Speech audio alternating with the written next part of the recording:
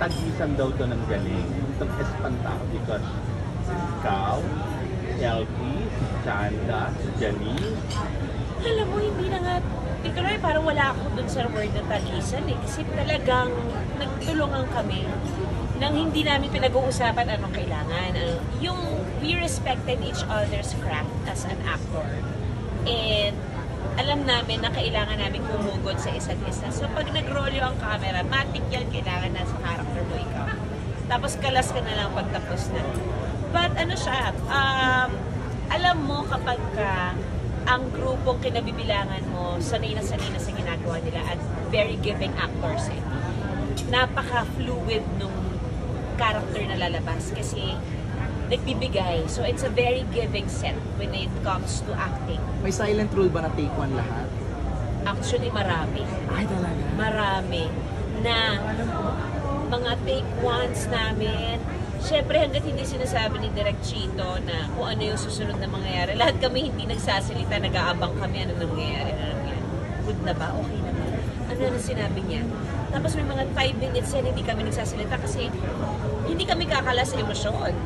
Pag sinabi ni Direk na, okay, next setup, okay, so take one yun, good job tayo dun. So para pa rin kami mga bata, na mga bagong artista na nag-aabang kami, ano bang grade natin dito. So added pressure yung pangalang Chito Ron?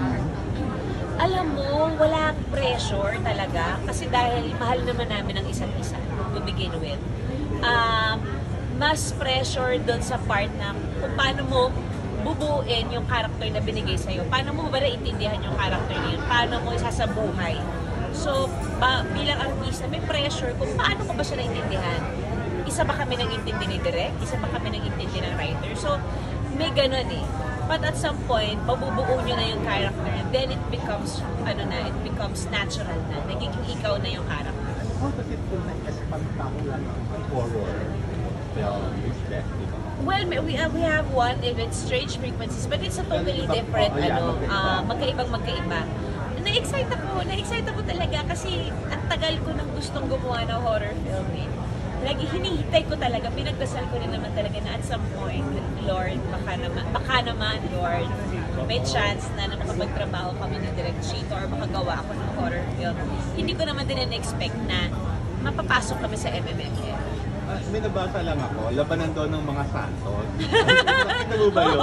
Ikaw, si Ate B, si Hazel? Oo nga! Ang saya! Ang saya, di ba? Parang binigay itong MMFF para sa mga santos. Pero, it's I'm happy that we're included for the Metro Manila Film Festival. And the 50th anniversary.